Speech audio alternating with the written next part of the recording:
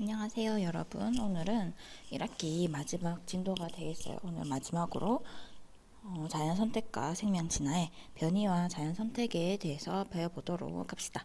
완자책 페이지로는 256쪽부터 258쪽까지의 내용이 되겠습니다. 그럼 오늘 목차를 한번 살펴볼까요? 오늘은 저번 시간에 예고했던 대로 변이와 진화에 대한 상관관계를 한번 살펴볼 거고, 그 다음 변이는 어떤 종류가 있는지 변이의 구분을 한번 볼 거고, 마지막으로 변이의 다양한 예로 수업을 마무리해 보도록 하겠습니다. 그럼 오늘 첫 번째 학습 목표부터 살펴볼까요? 첫 번째, 변이에 의한 진화의 원리를 설명할 수 있다. 두 번째, 항생제 내성 세균의 출현 과정을 추론할 수 있다. 오늘은 변이에 대한 내용을 자세하게 살펴보고, 그 다음 변이의 예로 항생제 내성 세균이 어떻게 출현하였는지 한번 살펴보도록 합시다. 그럼 저번 시간과 마찬가지로 오늘도 동영상 하나 보고 수업을 시작해 보도록 합시다. 코로나19 바이러스의 돌연 변이가 확인되면서 더 센 바이러스가 출현할지 관심이 쏠리고 있습니다. 미리 대비하는 차원에서 동물 실험 등 후속 연구가 시급하다는 지적입니다. 이성규 기자입니다. 바이러스 돌연 변이는 복제 과정에 에러가 생겨 일어납니다. 이 같은 에러는 무작위적으로 일어납니다. 따라서 돌연 변이 발생 초기에는 병원성이나 전염력이 세지거나 약해지는 등 다양한 변이 바이러스가 발생할 수 있습니다. 이들 변이 바이러스는 시간이 지날수록 생존에 최적화한 바이러스만이 살아남게 됩니다. 바이러스 입장에서 최적화는 숙주가 죽지 않을 정도로 병원성을 일으키며 전파력이 세진 경우입니다. 코로나19도 초기에는 병원성이 아주 높다가 향후에 계속 사람한테 있으면서 병원성은 낮아지고 확산은 더 잘 시키는 이제 그런 바이러스가 되면서 인간 스스로도 크게 위협을 느끼지 않고 바이러스 자신도 죽지 않고 오래 살면서 개체 수를 늘릴 수 있기 때문입니다. 실제 중국 연구팀은 코로나19 발병 초기엔 좀 더 공격적인 A형 바이러스가 많았지만 A형은 1월 이후 감소했다고 밝혔습니다. 하지만 현재 시점에서 변이 바이러스의 전염력이나 병원성 경향을 판단하기는 어렵습니다. 현재 보고되어 있는 것은 유전자상의 변이가 있다라는 정도고요. 이게 어떤 결과를 낳을 건지에 대해서는 동물을 사용을 해서 그 유전자 변이가 동물의 어떤 병원성이나 전파력에 어떤 영향을 미치는지 이 부분에 대한 검증이 필요합니다. 또 코로나19 동영상 잘 보고 왔나요? 그럼 오늘 첫 번째 내용인 변이의 구분에 대해서 배워보도록 합시다. 일단 변이가 무엇인지 알아야겠죠. 그럼 변이에 대한 정의는 변이란 같은 종에 속한 개체들 사이에서 나타나는 형질의 차이로 이제 형태의 차이나 습성의 차이, 기능의 차이로 나눠지고요. 그리고 진화가 일어나는 원동력이 될 수 있습니다. 그럼 이러한 변이는 왜 일어나는 걸까 살펴본다면, 변이는 개체가 가진 유전자 차이에 따라 합성되는 단백질의 종류와 양이 달라지게 되고 그에 따라 변이가 나타나게 되는 것입니다. 그럼 이러한 변이는 어떻게 나눠지는지 한번 살펴봅시다. 변이는 유전적 변이와 비유전적 변이로 크게 나눠지는데, 첫 번째로 유전적 변이부터 살펴볼까요? 유전적 변이란 유전자의 차이로 우리 몸속 유전자의 차이로 나타나는 변이로 이제 유전자가 형질에게 물려주는 매체이기 때문에 이런 현질의 자손에게 유전이 되므로 진화의 원동력이 될 수 있습니다. 그럼 이런 유전적 변이의 예는 무엇이 있는가 살펴본다면, 첫 번째로 앵무새 깃털의 색이 다양할 수도 있고, 무당벌레의 우리 껍데기 보면 주황색도 있고 빨간색도 있고 노란색도 볼 수 있었죠. 그런 색깔이나 무늬 등이 다를 수도 있고, 또 달팽이의 껍데기의 나선 방향이 개체마다 다른 것이 유전적 변이의 예가 될 수 있겠네요. 그럼 이런 것을 사진으로 한번 다시 살펴본다면, 우리 첫 번째로 아까 말했듯이 달팽이의 나선 방향이 다르다든지 아니면은 개나 호랑이의 털 색깔이 다르다는 것이 유전적인 변이의 예가 될 수 있겠습니다. 그럼 우리 두 번째로 비유전적 변이는 어떤 것인가 한번 살펴보도록 할까요? 비유전적 변이는 말 그대로 유전자의 차이 없이 환경의 영향으로 나타나는 변이로 이제 환경에 따라 변이가 나타나는 것이기 때문에 형질이 자손에겐 유전되지가 않습니다. 그렇기 때문에 또 진화에 영향을 미치지도 않게 됩니다. 그럼 이러한 비유전적 변이에는 어떤 예들이 있는지 살펴보도록 합시다. 비유전적 변이의 예로는 훈련으로 단련된 사람의 근육이나 또는 호랑나비의 봄과 여름에 나타나는 형질이 다르다던가 우리 카렌족 여인들이 어릴 때는 목이 일반인과 똑같았으나 여러 개의 링을 목에 걸고 생활한 결과 이제 목이 길어진 그런 것이 비유전적 변이가 될 수 있겠어요. 다시 한번 사진으로 확인해 보면 이제 봄과 여름 계절적 환경의 차이로 인해서 나비의 크기가 달라진다든지 아니면은 아까 말했듯이 카렌족 여인들이 어릴 때부터 링을 목에 걸고 살면서 이제 목 길이가 기린처럼 길어진다는 그런 변이가 비유전적인 변이에 속하게 되겠습니다.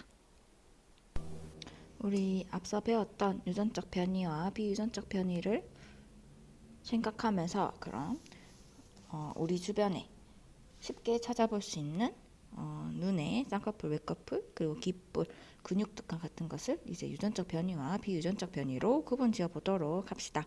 선생님이 시간은 한 5초 정도 줄 테니까 스스로 한번 구분 지어 볼까요? 자, 이제 다들 구분 지어 보았나요? 그러면 선생님과 함께 답을 한번 확인해 보도록 합시다. 먼저 우리 눈에서 볼 수 있듯이 학교 오면 반 친구들이나 주변 친구들, 중학교 친구들 눈 보면 나는 쌍꺼풀이 없는데 친구는 쌍꺼풀이 있는 경우도 있죠. 이런 쌍꺼풀과 외꺼풀은 유전적 변이일까요? 비유전적 변이일까요?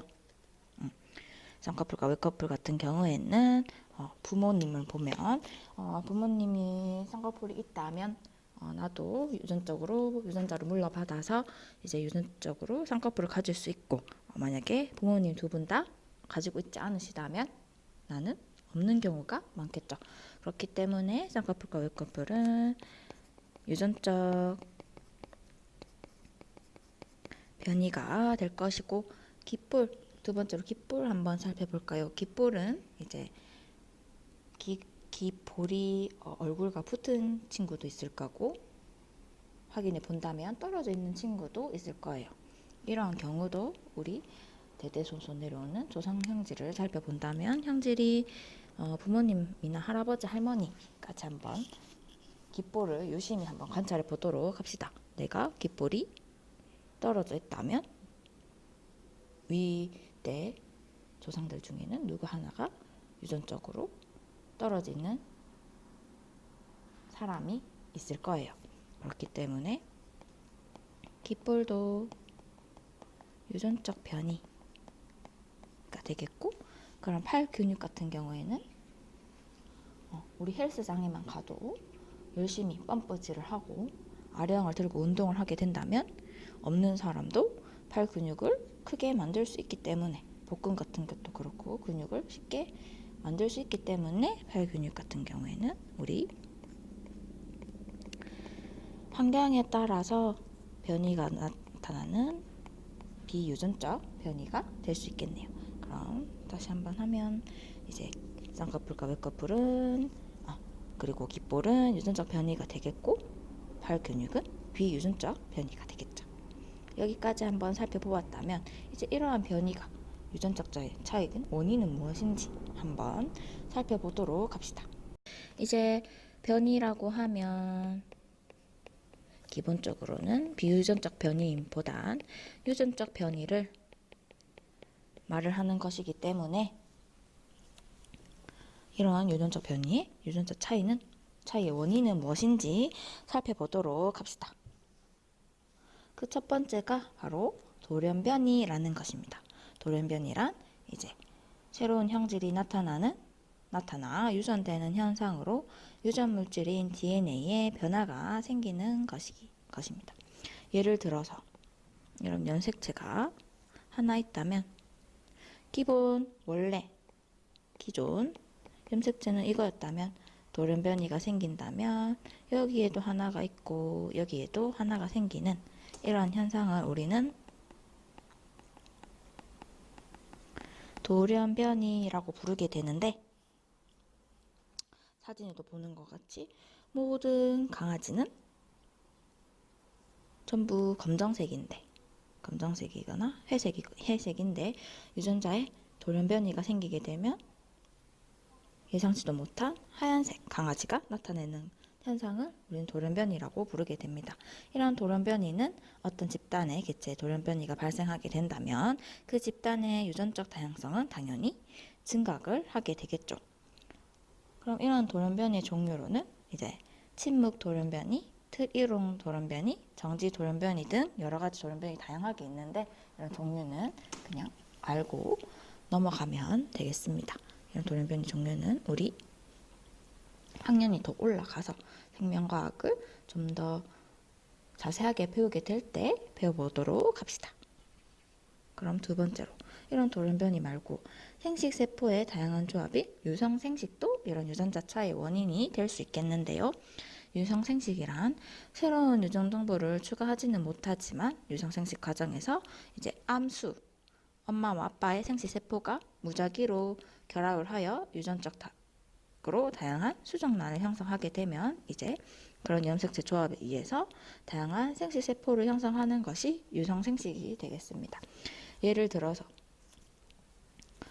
사진을 보게 되면 이제 엄마의 유전자 하나와 이제 아빠의 유전자 하나가 만나게 된다면 흰색과 검은색이 만났을 때 흰색도 나오고 검정색도 나올 수 있겠지만 이제 무작위로 섞이게 되면 하나하나를 가지게 되었을 때 점박이의 강아지도 나올 수 있는 것이 유성생식의 변이가 되겠습니다.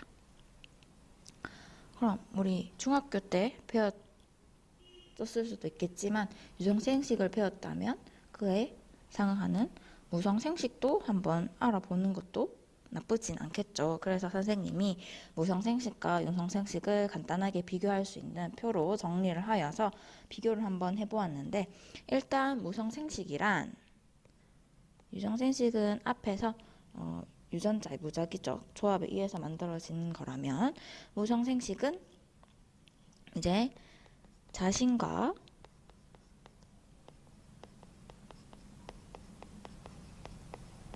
똑같은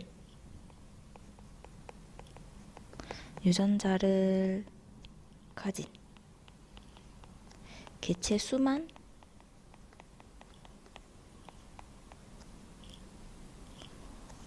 개체 수의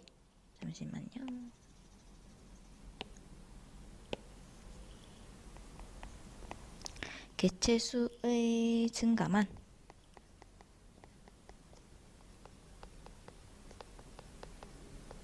발생하는 것을 우리는 무성생식이라고 부르게 됩니다. 무성생식의 경우에는 생식세포가 없기 때문에 당연히 암수의 결합도 없게 되고요. 이 암수의 결합이 없기 때문에 세포와 결합을 하지 않게 됩니다. 반대로 유성생식인 경우에는 성이 있죠. 생식세포가 있기 때문에 이제 암수의 생식세포끼리 앞에서 봤듯이 결합을 하게 되고, 이렇게 결합을 하게 되면 무작위적으로 결합을 하기 때문에 자손의 형질이 유성생식의 경우엔 다양할 수 있겠으나 무성생식의 같은 경우에는 세포의 결합 없이 단순하게 분리가 되기 때문에 자손의 형질은 다양할 수가 없겠죠.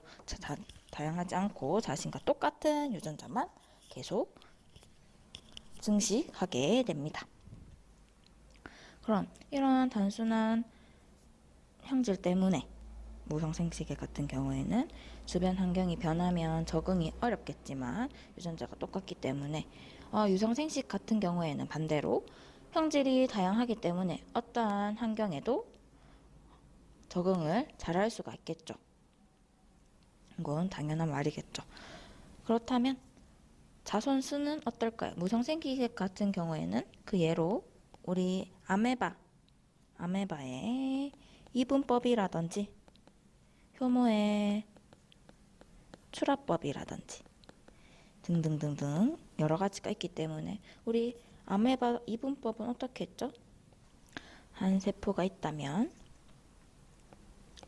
이렇게 두 개로 나눠지는 것이 이분법이 되겠고, 출하법 같은 경우에는 이런 효모가 있다면 여기에서 하나가 이렇게 쭉 나와서 나중에 이렇게 붙어 있는 생식세포가 하나 똑 떨어지는 것이 출하법이 되겠죠. 그렇기 때문에 증식 속도가 빨라지겠죠. 그러면 증식 속도가 빠르기 때문에 자손의 숫자는 빨리 늘릴 수 있는 반면, 유성생식 같은 경우에는 이제 암수가 만나서 교배도 해야 되고, 또 암컷이 자손 올라가려면 그 안에서 증식도 그 배양도 해야 되고, 그렇기 때문에 자손 한 명을 낳는 것에는 숫자가 빨리 늘리기에는 어렵게 될 수밖에 없습니다. 그럼 무성생식과 유성생식을 비교해 보았는데 이해가 되었는지 모르겠네요. 잘 이해가 되었겠죠? 그렇다면 우리 마지막으로 변이에 대해서 자세히 살펴보았다면, 이제는 그 변이에 대한 다양한 예시에 대해서 한번 살펴보도록 합시다. 먼저 첫 번째로 살펴볼 예시는 이제 남모양 적혈구 유전자의 자연 선택인데, 완자책 교재로는 257페이지에 나오는 예시가 되겠습니다. 그럼 우리 혈관에는 어떤 것들이 돌아다니고 있을까요? 혈관 속에는 혈액이 있고, 그 혈액 속에는 적혈구가 돌아다니고 있겠죠. 이런 적혈구들은 이제 산소를 우리 몸 구석구석 전달해주기 위해서 산소 분자에 운반하기에 적합한 형태인 원반 모양의 형태를 취하고 있습니다. 그런데 이런 적혈구들이 변이가 일어나게 되면 우리 모내기나 잡초 뽑을 때, 아니면 추석에 성묘화를 하러 가기 전에 아버지나 할아버지가 낫으로 잡초를 제거하는 것을 본 적이 있나요? 그때 사용하는 낫의 모양을 닮았다고 해서 이제 낫모양 적혈구라고 부르는 적혈구로 변이를 하게 되는데, 이 낫모양 적혈구 같은 경우에는 산소 분자를 운반하기에 부적합한 형태를 지니고 있기 때문에 정상적인 우리 같은 사람에게서 낫모양 적혈구가 많이 발견이 됐을 때에는 빈혈을 유발할 수가 있습니다. 이런 낫모양 적혈구들은 특이하게도 말라리아라는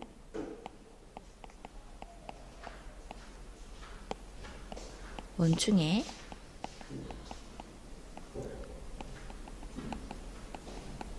저항성을 아주 많이 가지고 있는데, 우리 여름철만 되면 모기를 통해서 접연된다고 하는 말라리아 많이 들어보았죠. 특히 모기에 의해서 전파되는 이런 말라리아 같은 경우에는 모기가 우리 뭐를 빨아먹고 살죠? 당연히 피를 빨아먹고 살게 되겠죠. 그렇기 때문에 모기가 우리 몸에 와서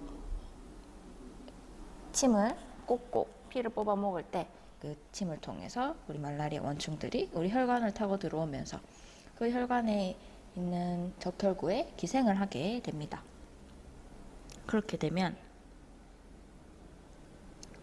말라리아가 적혈구에 기생을 하면서 증식하게 되고, 점점 우리 몸에는 말라리아 원충이 감염되면 발열이라든지 아니면 구토라든지 여러 가지 질병을 가지고 오고, 심할 경우에는 말라리아는 사망에 이르기도 할 수 있습니다. 그런데 이런 말라리아가 다음 지도를 살펴보면 가에는 말라리아가 많이 발생하는 지역과 이제 남모양 적혈구가 유독 많이 있는 유전자 빈도를 살펴봤을 때는 분포 지역이 비슷한 걸 우리가 발견할 수 있겠네요. 발견할 수 있겠죠. 그런 이유는 우리 말라리아는 적혈구를 타고 기생을 하기 때문에 남모형 적혈구 같은 경우는 우리가 뭐가 없다고 했죠? 산소가 부족하여 운반이 힘들다고 했죠. 그렇기 때문에 남모형 적혈구 같은 경우에는 말라리아 저항성이 강하다고 했었는데, 이런 아프리카 지역에서는 이제 말라리아가 유독 많이 발생하는 지역이다 보니 우리 몸속에 있는 정상 적혈구보다는 말라리아가 많은 곳에는 남모양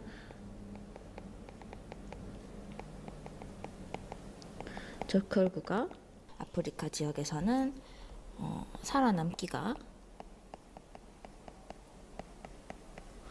아프리카에서 살아남기가 유리해졌을 거고, 기생을 하지 않기 때문에 이런 확률이 높아지면서 자연 선택에 의해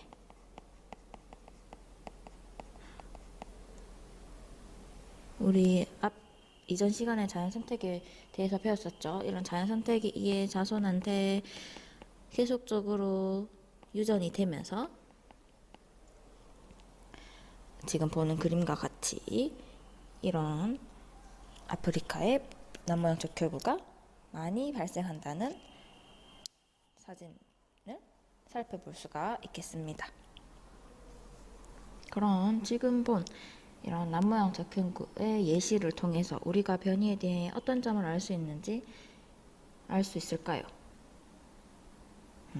밑에도 나와 있지만 변이는 좋고 나쁜 것이 아니라 환경 적응에 얼마나 유리한지가 중요하다라는 것. 즉, 우리가 정상 적혈구를 갖고 있다고 해서 우성이고, 이게 변이가 일어나서 남모형 적혈구가 일어나 빈혈을 유발하는 남모형 적혈구가 일어났다 해서 열성적이다라고 말하기보다는 아프리카 같은 경우에, 말라리아가 많은 아프리카 같은 경우처럼 그 지역에, 특수한 그 지역에 변이를 통해서 적응을 하고 그 환경에 유리한 형질로 바뀌었다는 것, 그것이 더 중요하다라는 것을 알 수가 있겠네요. 그럼 다음으로 항생제 내성 세균에 대한 예시도 한번 살펴보도록 합시다. 이 내용은 이제 완자책 258쪽에 있는 내용이 되겠습니다. 우리가 우리 주변에는 아주 많은 세균이 돌아다니고 있겠지만은 병에 걸리거나 아니면 어디에 베어서 다치게 된다면 이제 항생제 같은 연고나 약을 먹게 될 거예요. 근데 그 상처 부위에는 우리 기존 일반적인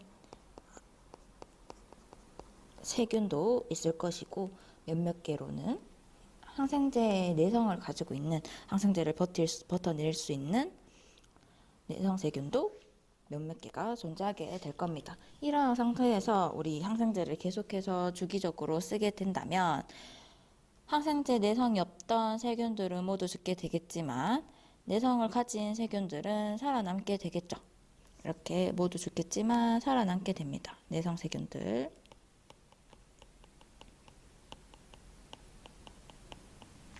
내성 세균들은 살아나게 됩니다. 그렇게 되면 이제 시간이 흐르게 되면 어떻게 되겠죠? 기존 세균들은 죽였지만 내성 세균들은 살아남았기 때문에 내성 세균들끼리 증식을 하게 되면서 자손을 번식하게 되고, 내성 세균의 수가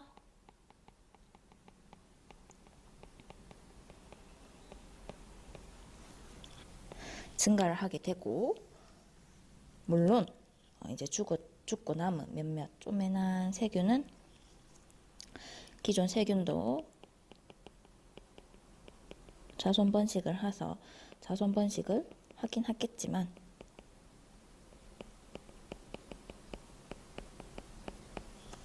우리 항생제를 사용하고 나면 내성세균의 비율이 좀 더 많기 때문에 시간이 경과하게 되면 내성세균의 수가 상대적으로 많게 됩니다.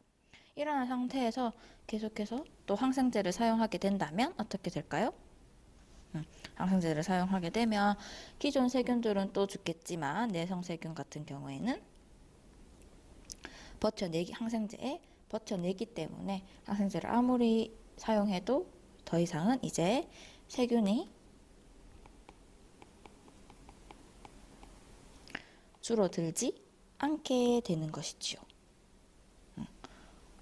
그럼 이런 것을 통해서 알 수 있는 점은 항생제를 지속적으로 사용하게 되면 이제 내성세균의 집단이 형성되는 것처럼 환경 변화는 자연 선택의 방향에 영향을 준다는 것을 이번 예로는 알 수가 있겠죠. 이런 항생제 내성세균을 실험하는 것이 이제 모의 실험하는 것이 밑부분에 나와 있는데 우리가 만나는 시간이 많았다면 이런 실험도 한 번쯤 해보고 이제 개체 수도 한번 세려보고 하는 것, 비율도 살펴보고 하는 것도 좋겠지만은 우리 만나는 시간이 많이 없기 때문에 이런 모의 실험은 선생님이 따로 동영상을 준비해서 올려놓을 테니까 동영상을 보고 실험을 제시하도록 합시다. 오늘 수업 부분까지가 우리가 배우는 1학기 내용의 마지막 부분이었습니다. 그렇기 때문에 다음 시간에는 선생님이 예고를 한번 하자면 우리 완자책으로 앞으로 좀 넘겨보면 172쪽에 우리 중간고사에서 쳤었던 내신 만점 문제부터 선생님이 이제 175쪽까지 문제풀이를 몇 문제만 골라서 해줄 거예요. 그렇기 때문에 우리는 다음 시간에 수업을 들을 때는 이제 내신 만점 문제를 풀어보고 오는 것이 좀 더 도움이 되겠죠. 그러면 우리는 우리 수업 진도는 여기까지 나가도록 하고 다음 내용 부분은 우리 2학기 때 이제 수업하도록 하고요. 오늘은 여기서 마치도록 하겠습니다. 모두 안녕.